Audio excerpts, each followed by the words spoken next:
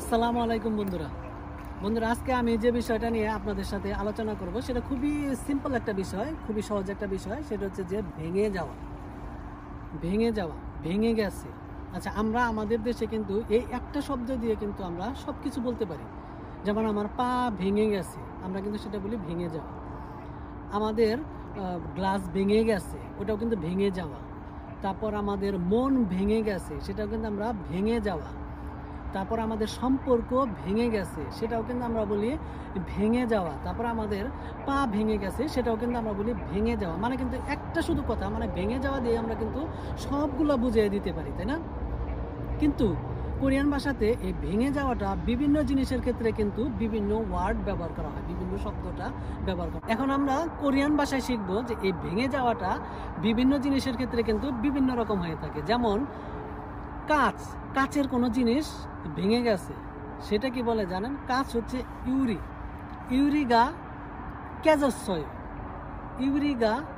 ক্যাজসয়, মানে কাচ ভেঙে গেছে, ঠিক আছে? তারপরে দেখেন, আমরা যদি বলি যে আমার পা ভেঙে গেছে, ঠিক আছে? তাহলে এখানে হবে থারিগা ফুরজসয়। থারি মানে হচ্ছে পা, ফুরজিদা মানে হচ্ছে ভেঙে যাওয়া। এখানে কিন্তু ওইখানে হচ্ছে ক্যাজসয়, আর এখানে কিন্তু হয়েছে ফুরজসয়। দেখছেন, ভিন্ন কিন্তু, শব্দটা কিন্তু ভিন্ন। পা ভেঙে গেছে, থারিগা ফুরজসয়, মানে পা ভেঙে গেছে। এখন পা কিন্তু ভেঙে যাওয়া বললাম, ওটার ক্ষেত্রে ভিন্ন। এখন আপনি যদি বলেন যে আপনার মন ভেঙে গেছে, আমরা কিন্তু বলি মন ভেঙে গেছে, কিন্তু কোরিয়ান ভাষায় মন ভেঙে গেছে এখানে কিন্তু হবে মাওমি সাংহেত্তা। এখানে কিন্তু ভেঙে যাওয়াটা ব্যবহার করা হয়েছে সাংহেত্তা, ঠিক আছে? মানে সাংহেত্তা মানে ভেঙে গেছে। তারপরে দেখেন মাওমি সাংহেত্তা মানে আমার মন ভেঙে গেছে। এখন দেখেন, কারোর সাথে কারো সম্পর্ক ভেঙে গেছে, ঠিক আছে? যেমন বাবা মার সাথে সম্পর্ক বলেন, বয়ফ্রেন্ড গার্লফ্রেন্ডের সাথে সম্পর্ক ভেঙে গেছে বলেন। এখানে কি সম্পর্ক মানে খনগিয়ে মানে হচ্ছে সম্পর্ক, খনগিয়ে, ঠিক আছে? তো খনগিয়ে, এটা হচ্ছে খনগিয়ে। এখন যদি বলেন যে আপনার সম্পর্ক ভেঙে গেছে, তাহলে কি বলতে হবে? খনগিয়েগা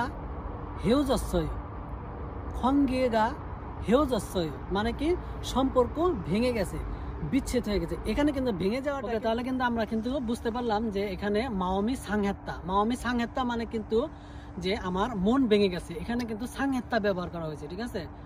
এখন বন্ধুরা, আমরা কিন্তু দেখতে পেলাম যে এখানে কিন্তু মন ব্যবহার করার ক্ষেত্রে সাংহেত্তা, পা ভেঙে যাওয়ার ক্ষেত্রে ফুরোজত্তা, তারপর হচ্ছে আপনার এই ক্যাজি নাদা, এটা ব্যবহার হচ্ছে ক্যাজসয়, মানে আপনার ভেঙে গেছে, গ্লাস ভেঙে গেছে। তো বিভিন্ন ক্ষেত্রে কিন্তু বিভিন্নটা ব্যবহার করা হয়েছে। আশা করি যে পরবর্তীতে আপনারা যখন ব্যবহার করবেন তখন আপনারা এইসব ওয়ার্ডগুলা ইউজ করবেন এগুলা বলার সময়। তো পরবর্তীতে দেখা হবে নতুন কোনো টপিকস নিয়ে। সে পর্যন্ত সকলে ভালো থাকবেন, ধন্যবাদ।